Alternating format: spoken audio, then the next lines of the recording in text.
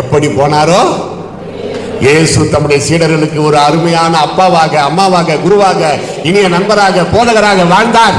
மறுபடியும் வரப்போகிறார், அப்படியே வரப்போகிறார். அதே அன்பு, அதே கிருபை, அதே கருணை. முனியாமான்னு ஒரு மினிமா இருந்தா, கிராமத்து பெண். இந்த ஏரியா வச்சுக்கலாமா? தமிழ்நாடு மாதிரி தானே. திரிகோணமலை ஒரு சின்ன கிராமம். அங்கே பிறந்து வளர்ந்த ஒரு முனியாமா, கிராமத்து பெண்.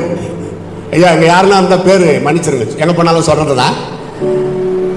படிப்புல 4 வருஷம் 4வது படிச்சுட்டு நிறுத்திட்டாங்க. ஏன்னா 4வது 5 வருஷம் ஃபெயில் ஆகிடுது. இதுக்கு மேல படிக்க முடியுமா? அந்த கிராமத்துக்கு ஒரு வெள்ளைக்கார துறை வந்தாரு. வெள்ளைக்காரர் எப்படி இருப்பாரு? ரொம்ப யோசிக்கிறீங்க. வெள்ளைக்காரர் எப்படி இருப்பாரு? வெள்ளையா இருப்பாரு. ஆனா அந்த முனியாமா 1000 அமாவாசை உரிக்கு ஒரு பாட்டில் போட்டா எப்படி இருக்கும்? அப்படி இருட்டில் போனா கூட தெரியாது. சிர்சா மட்டும், பல்லு மட்டும் டியூப் லைட் மாதிரி தெரியும். அந்த வெள்ளைக்காரர் சர்வே விஷயமா அந்த துறை வந்தார் அந்த கிராமத்துக்கு. இந்த பெண்ணு நல்லா வாலிப பெண், ஒரு 20 வயசு இருக்கும். புளியாங்கா ரோடு வாரத்தில் கொட்டும். அதை பொறுக்கி அப்பா அம்மாவோட சேர்ந்து அதை வித்த ஒரு ஏழைப்பட்ட பெண்ணு. குடிசை நடுவாங்க, பார்த்துருக்கீங்களா? நாட்டு நடந்தா பார்த்துக்கிறீங்களா? அந்த கூலி வேலை, அறுவடை, நெல் பயிர அறுவடை அறுக்கிற பரம ஏழை. அது என்னமோ தெரியல, அந்த கிராமத்துக்கு வந்தாரு. அந்த பொண்ணு அப்படி போயிருந்துச்சு. I want to marry that Muniyamma. வெள்ளைக்காரர் சொல்லிட்டாரு. அந்த பொண்ணு யாரு? இந்த பொண்ணு. சரி, என்ன பேரு? முனியாமா. முடிவு பண்ணிட்டாரு. அப்புறம் அங்க மொழிபெயர்க்கிற ஒரு வாலிபனை வச்சு பேசி முடிவு பண்ணிட்டாங்க. முனியாமாவுக்கு அந்த வாழ்வு பாருங்களேன். வெள்ளைக்காரத்தோட அந்த பொண்ணுக்கு பாஸ்போர்ட் வீசாவெல்லாம் எடுத்து கல்யாணம் பண்ணி முனியாமாவை கனடாக்கே கூட்டு போயிட்டாங்க. என்ன சந்தோஷம்! கருப்பா போன முனியாமா 2 வருஷம் கழிச்சு வெள்ளையா வருது.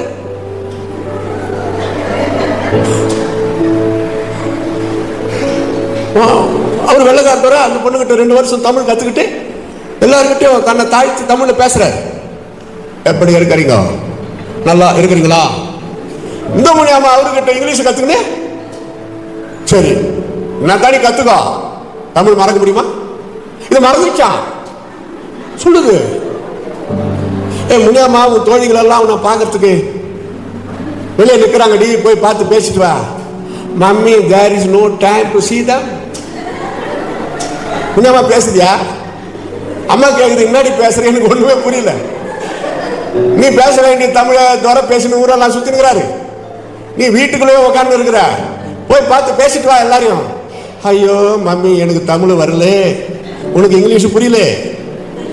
அம்மாவை பார்த்து முனியாமா சொல்லுது. மூஞ்சி மேலே இச்சாங்க. ஒண்ணு போ, மரியாதை வெளியே. 2 பேரும் போறாங்க அப்படி ஜோடியா. வெள்ளைக்காரத்தோரையும் அவருடைய மனைவியும் அப்படி போறாங்க. ரோட்ல போயினுக்கிறாங்க. ஒரு புளியங்கா தலை மேல விழுந்துச்சு. முனியம்மா தலை மேல ஒரு புளியங்கா விழுது. டொப்புன்னு விழுந்து தரையில் விழுது. Oh darling, what is this? I don't know, darling, what is this? It fall upon my head.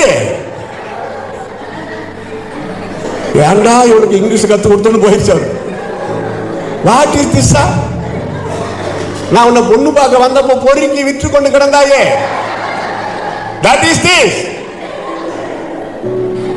அதோட வயல்வெளிகள்லாம் போறாங்க. பாவம் வயசான பாட்டிங்க அறுப்பு அறுத்துனுக்குறாங்க. அறுப்பு நெல்லு. இதுதான் நெல்லு மரமா? நம்ம கேக்குது, நெல்லு மரமா? இதையா போட்டு இப்படி வெட்டுறீங்க? தெரியாதான். ஒரு பாட்டிக்கு வந்துச்சு கோவம். முனியாமா, கரிமதி, நீ இதை அறக்கல? வெள்ளைக்காரத்தோட உன்னை கூட்டு போறதுக்கு முன்னாடி இதை நீ அறுத்ததில்ல?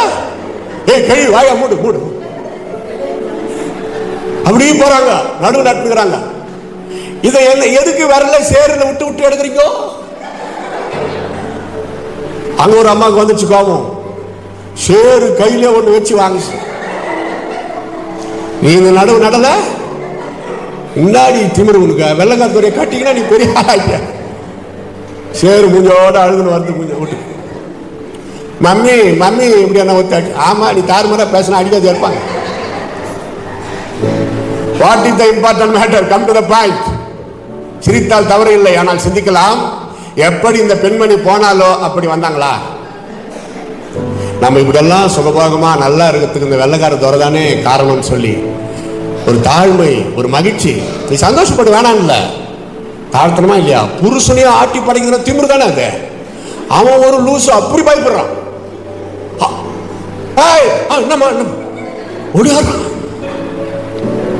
நம்ம ஊர்ல அப்படியெல்லாம் கிடையாது. கரெக்டா இருக்கு. மனைவி தவறு செய்தால் புருஷன் கண்டிக்கணும், புருஷன் தவறு செய்தால் மனைவி கண்டிக்கணும். மனைவியுடைய கண்டிப்பை புருஷன் ஏற்றுக்கொள்ளலன்னா அவன் வந்து மனைவியை வெறுக்கிறான்னு அர்த்தம். அப்ப பரலோகம் போக முடியாது.